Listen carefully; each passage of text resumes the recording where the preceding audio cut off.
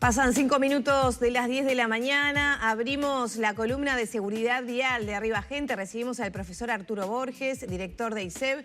Bienvenido, Arturo, ¿cómo estás? Muchas gracias, buenos días Lorena, Maggie, ¿cómo están? Bueno, Maggie, les pregunto a ustedes, ¿cómo somos como peatones? Es el actor más vulnerable del sistema que siempre mencionás, ¿no? El sistema que es el tránsito tan complejo. ¿Cómo somos los uruguayos como peatones? Bueno, de acuerdo a cómo tenemos las estadísticas, también carecemos muchas veces de un criterio de prudencia objetiva que deberíamos tener. Pero ¿dónde está la génesis de lo que estamos viendo? Y esta columna la hemos preparado en estas situaciones que se han dado en los últimos meses, donde el atropellamiento peatonal ha sido noticia en el ámbito de la información policial. Y es lastimoso, ¿verdad? Es decir, situaciones que son complejas dentro de un tránsito, dentro de un sistema, que son perfectamente evitables, pero que, bueno, sucede que ese ámbito de convivencia entre los dos actores más importantes, el peatón y el conductor, bueno, a veces no hay un criterio por desconocimiento, negligencia o a lo mejor también por desidia. Entonces vamos a hablar de esos dos actores. Antes de pedirle al director unas imágenes, nos gustaría hacer una especie de prólogo de esto, porque cuando uno se para en una esquina y mira observa a la conducta peatonal, parecería ser que no estamos adaptados al medio y que el peatón toma actitudes inconductas en que, ¿cuál es el origen? Entonces vemos tanto los jóvenes como los ancianos que observamos inconductas, más allá de que la autoridad o la legislación y la normativa ponen lugares especiales donde se le da preferencia, el peatón desconoce mucho de la normativa, no sabe que hay un reglamento del peatón ni el conductor, obviamente, que en los primeros tiempos de la escuela nosotros tendríamos que tener, podemos tener el himno nacional, lo que quieras, pero tenés que poner por lo menos los primeros 10 artículos del reglamento del peatón, donde el individuo vaya creciendo. Como el conocimiento es acumulativo, cuando llega a sexto año el individuo tiene una idea de cuál es el contexto que se debe manejar. Claro, y para repasar, para que la gente sepa, ¿no? ¿Cuáles son esas, por lo menos, prioridades que marca ese reglamento del peatón? Siento que las medidas que tomamos son como para preservar nuestra propia vida, pero no para sumar al sistema. Es decir, si no viene nada y está en roja, igual cruzo, no me doy cuenta y espero abajo del cordón para cruzar, debería estar sobre la vereda. Cruzo mitad de cuadra. Bueno, por ejemplo, pero esas inconductas están originadas en que siempre hablamos de los conductores y muchas veces no nos dedicamos a esto. Exacto. La psicología sabe poco. Acá ya tenemos una situación. Por ejemplo, la esquina. La esquina es un lugar normativo donde el peatón puede cruzar y además avisarle al conductor que acá siempre tiene preferencia, a menos que haya una barrera o un semáforo que está indicando algo, que son elementos que el peatón debe tomar conciencia. Ahora tú decís, ¿qué es lo que se le pide al peatón? El peatón, aunque tiene su lugar excepcional y es preferente por encima de la circulación vial, al peatón se le exige que evite ser dañado, que daña a otros, obviamente, y está dentro del artículo del reglamento del peatón. Es decir, se le exige que esa utilización del cruce peatonal lo haga de una manera inteligente. Ahora, Arturo, yo te voy a hacer una pregunta, porque me parece que hay unas cuestiones de confusión que tienen que ver con la señalización de los lugares. Si vos esto que estás planteando dice que vos en la esquina tenés preferencia para cruzar antes que el tránsito que circula, ¿por qué hay cebras? Bueno, ¿Por qué hay cebras y semáforos? Bueno, la cebra, cuando se trajo al Uruguay, la verdad, cuando se empezó a instrumentar en muchos países, era para determinar un lugar fuera de las esquinas y blanquear una situación. Por ejemplo, en la puerta de un hospital. Exacto.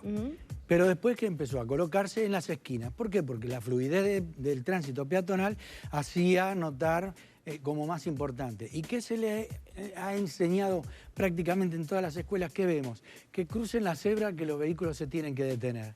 Y lo que hacemos diciéndole eso al niño en la escuela o al peatón es desinformarlo, porque la cebra, que es un lugar excepcional de cruce, también hoy se le exige al peatón que mida el riesgo que corre al utilizar. Bueno, muchas veces pasa que ves que se tiran como si nada, ¿no? Y el auto no frena enseguida y, bueno, puede no advertir que hay un peatón, a veces está oscuro, a veces hay algún árbol que tapa y el conductor no ve que hay un peatón para cruzar, ¿no? Exacto. Por ejemplo, el artículo 5 del reglamento del peatón, en el Reglamento Nacional de Circulación Vial, se establece claramente: ningún peatón puede avanzar sobre la calzada de manera imprevista o hacerlo súbitamente. ¿Qué podemos inferir de la lectura de ese artículo? Se puede explicar perfectamente, decirle, bueno, usted cuando va a bajar la calzada, que se pone un riesgo mayor, primero tiene que tener la observancia del peligro que corre y medir si te conviene o no. Claro. Porque si yo voy a cruzar la cebra y creo que los demás tienen que detenerse, a lo mejor me llevan puesto muerto justo o muerto injusto, es la Muerto misma al cosa. fin. Exacto. Entonces, al peatón se le exige también un deber. Ahora, lo vamos a correr con la legislación si no la conoce. El individuo va a cambiar su conducta peatonal, su hábito, cuando toda la vida ya fue un individuo que cruza en la mitad de la cuadra, cruza con roja, ahora estamos esperando un semáforo como peatones, y pasa un ciclista y cruza con roja. Porque estamos hablando del peatón y tenemos que hacer la aclaración, estamos hablando de ese peatón que es el que camina o que va a pie por la vía pública, porque subsumido dentro del reglamento del peatón están todos aquellos vehículos que se denominan especiales, pero que no son vehículos. La tabla, la tableta, el monopatín y el roller. Esos están subsumidos dentro del reglamento del peatón. Estamos hablando del que se dirige a pie por la vía pública. La bici no entra ahí. La bici no entra porque la bici está considerada un vehículo y debe cumplir su normativa especial. Entonces ahora vamos a ver qué pasa con el conductor, cuáles son aquellas obligaciones que el conductor tiene con respecto del peatón.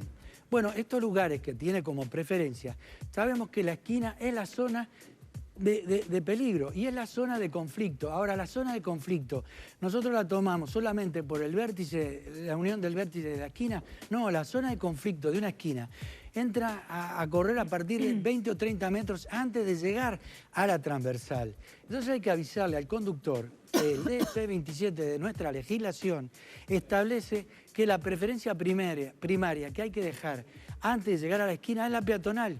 Mucha gente cree que hay que mirar al vehículo que se pueda aproximar por la transversal, pero la primera que tenemos que respetar como conductores es la disminución de una velocidad que en la ciudad no podría superar en este tipo de esquinas los 40 kilómetros por hora. Estamos refiriendo a aquellas esquinas que la visibilidad es poca, ¿verdad? O está acotada y para ver lo que pasa por la transversal necesitamos estar arriba de ella. Pero ¿qué hay que hacer? Si yo tengo un peatón, si voy estrictamente a lo que dice la normativa, tengo que parar.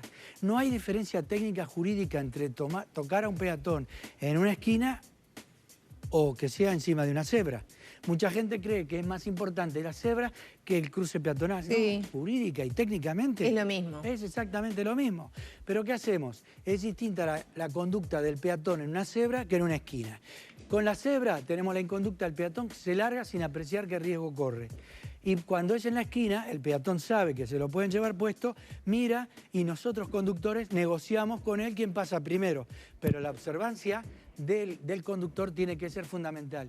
¿Qué es lo que se sugiere? Como en esto que marca el reloj. Cuando voy aproximándome a la zona de peligro y tengo una visibilidad acotada, tengo que sacar el piecito del acelerador, llevarlo al freno. ¿Por qué? Porque aunque un peatón se tire de manera imprevista o intempestiva, por ejemplo, yo tengo que entrar con un vehículo a la zona de riesgo con la determinación y esa conducta. ¿Qué ha pasado con nuestra legislación y el derecho positivo? Esto es a nivel universal.